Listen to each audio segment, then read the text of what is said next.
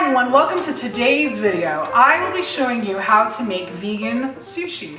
And yeah, you know, it's not the real thing. So if you are missing the real thing, I have a recipe for you and it requires tomato. Now you're probably wondering, okay, that's really gross. Who wants tomato sushi? What?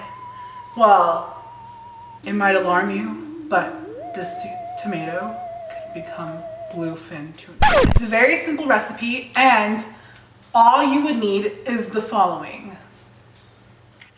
You'll need a tomato. This tomato should not be bruised, and it should be quite firm. You'll need Tamari sauce, which is basically soy sauce. Minced garlic. I bought this Kirkland signature one. I also have rice vinegar. Sweet and tangy is the flavor I'm using, but you can use original or any other flavor you feel that you want to use, and a bowl of hot water. So first step to this recipe is you'll have this bowl of hot water. You have to bring water to a boil, and that will make it easy for you to peel off the skin from the tomato. So you will carve an X on the tomato so that it would be really easy for you to notice that the tomato is starting to peel. I would not cut the X really deep in. It should just be on the ridge of the tomato skin, and you'll notice that this will be such an easier process than just waiting to see if the tomato of the skin will peel. Once you see the tomato skin peeling, you will take out the tomato and you'll see if it's an easy pull. If it's not, you'll definitely have to continue dunking it in the hot water. Once you're done peeling off all of the skin from the tomato, you will cut your tomato in half, and you will get a really large spoon or a small spoon and scoop out the core and the seeds of the tomato. This is unnecessary for this recipe, so you could save the insides and make a salad, or you just throw it away. It's completely up to you. I personally like to make a salad on the side, and it's really awesome to enjoy in any meal, even with the sushi. So once you're done with that, you'll have to clean up your board, and you'll get a knife and start slicing the tomato into what looks like slabs of bluefin tuna. Now you can design the tuna any way you'd like. I personally kind of want to make it look just like the sushi, so it will just like amaze people when they're eating this.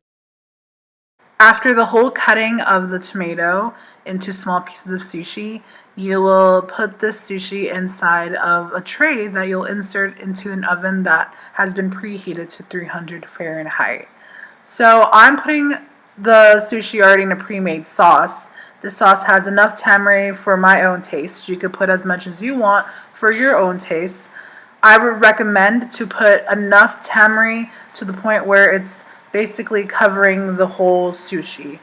Now, garlic is really up to you. I put as much garlic as I like, but you don't have to put. Rice vinegar, you'll definitely have to put maybe a tablespoon, or just depends on how much you have of tamari. And then you'll shake it around and you'll marinate this and pop it in the oven for 2 minutes. This is how the tuna is supposed to look like after it's taken out of the oven and it had been cooled down and refrigerated. I Saran Wrapped it and left it in the fridge for a while so that it could absorb more of the flavors from the sauce we made. There are simple ways of preparing your sushi. I am using the sushi maker that I bought at the LA County Fair. It's such an easy thing to use. I will see if I can find a link online to see if you can purchase it. Hopefully you could find it, and you'll make all your sushi hand-cut roll dreams come true. I had made pickled carrots, pickled daikon, and I made a sushi rice. I found the recipe online. It's really simple.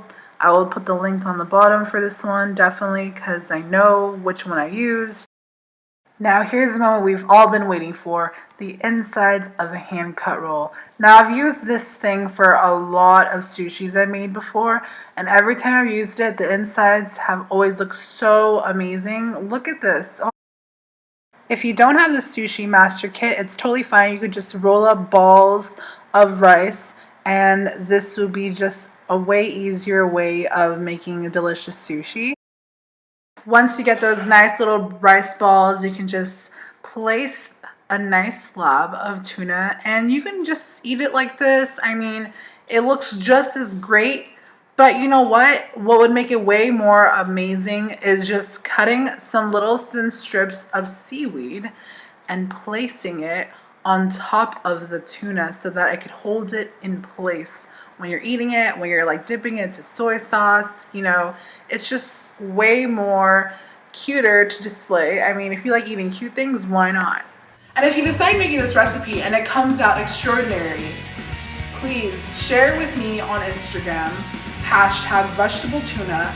Find me under the links below. And please comment, like, subscribe.